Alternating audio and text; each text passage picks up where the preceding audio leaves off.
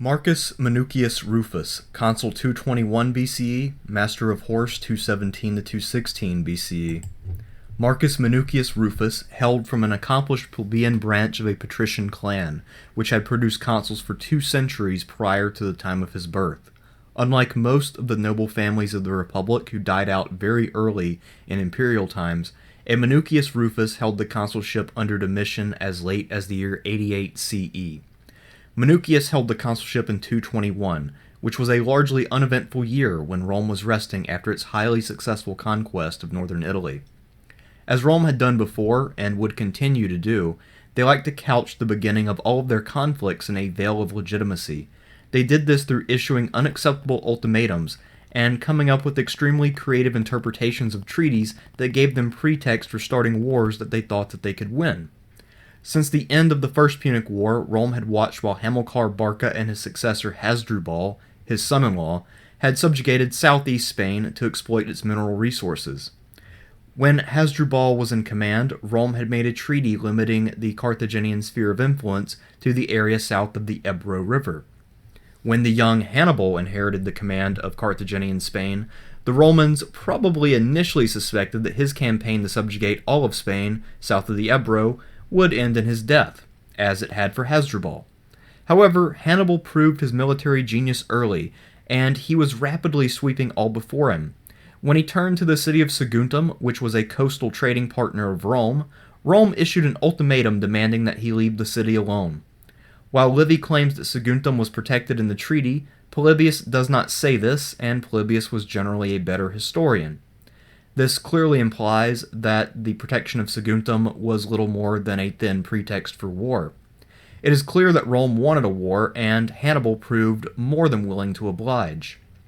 Hannibal famously marched through southern Gaul, crossed the Alps, and entered Italy, much to the surprise of the Romans. He proved his tactical dominance at the Ticinus and destroyed half of a 40,000-man army at the Trebia.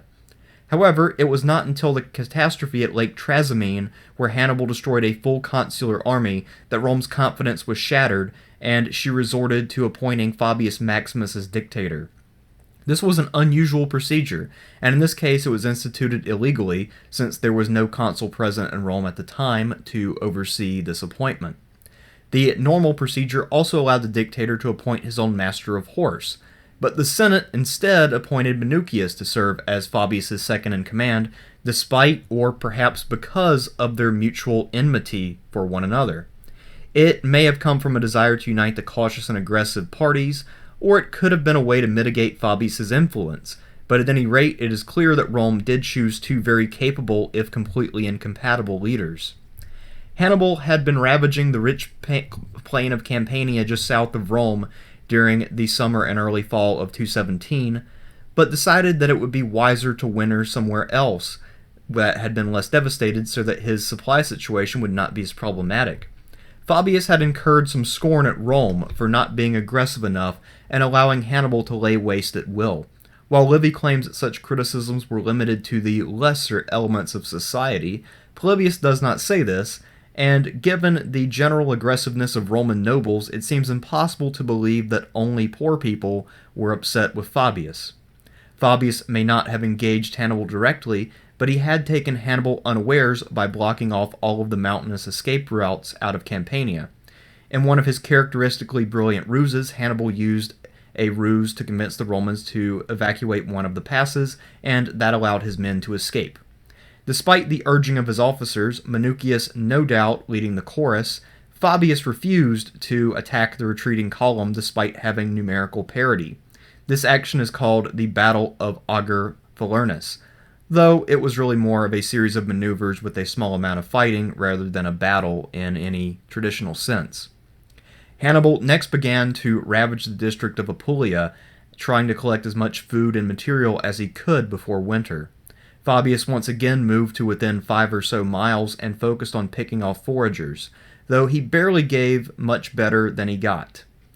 Though Rome's allies had remained loyal despite 3 major battlefield catastrophes and a good deal of ravaging, many Romans worried that continued inaction could provoke their allies to defect to the Carthaginian side.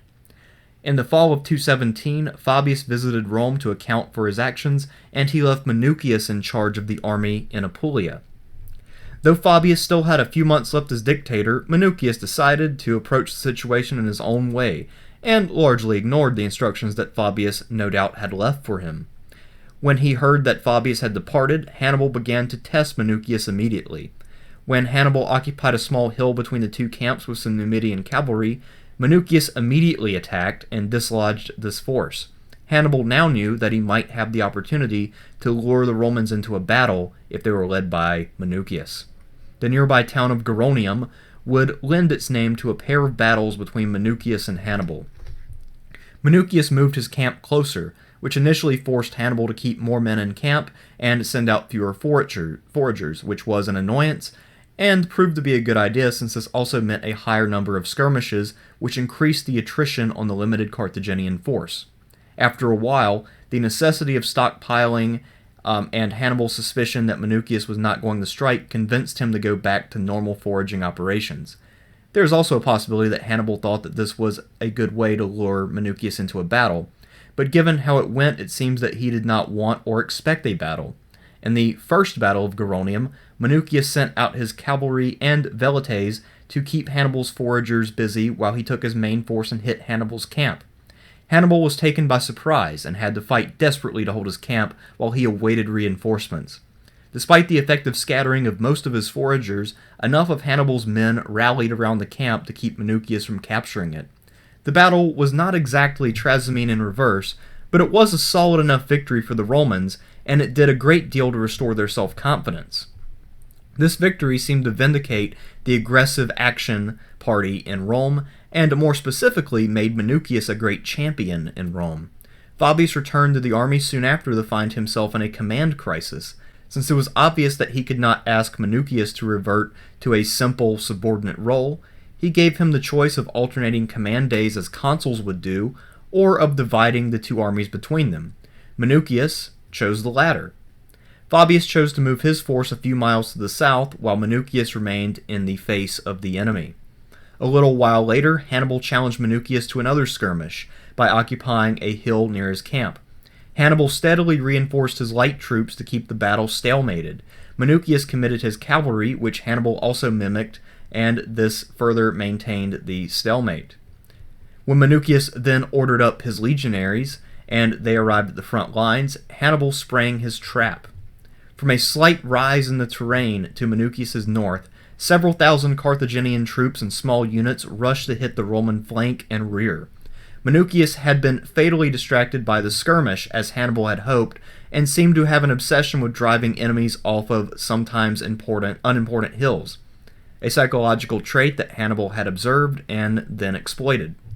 Minucius's cavalry did not scout the north because they were committed to a fight. The battle was beginning to turn into yet another Hannibalic slaughter when Fabius's troops arrived. Though Fabius offered battle, Hannibal declined since he had already accomplished plenty. After the battle, Minucius addressed his soldiers and admitted that his policy had been wrong and that he was to blame for the second battle of Geronium. The Romans would continue to use Fabian tactics for the remainder of the winter and into the next spring. Hannibal had demonstrated his genius yet again, and this time at the expense of at least an average general. Minucius did show that Hannibal was only the Hannibal of legend when he sought battle and set the terms of the engagement, however, an important lesson. In 216, Minucius served under Paulus and Varro at Cannae, presumably as a legate. Among the many important Romans who died at Cannae was the enterprising and energetic Minucius, who, with the possible exception of Paulus, was the most costly casualty on that catastrophic day in Roman history. Though Minucius rightly deserves blame for allowing Rome's main field army to be divided in half and for falling into an ambush on open ground, Fabius also deserves some blame for the Second Battle of Geronium. By removing his troops as far away as he did, he made sure that Hannibal was able to bloody Minucius's half of the army pretty well before he was able to arrive on the scene. Fabius can be somewhat forgiven for this decision, since it enabled him to reestablish his command and control. The Roman Senate is the real culprit, and it would have done quite a bit better to allow their dictator to choose his own master of horse to ensure command cohesion from the outset. Minucius's acceptance of responsibility, admission of blame, and endorsement of a bitter rival's policy position marks him out as an exemplary Roman who was capable of putting the Republic's interest ahead of his own.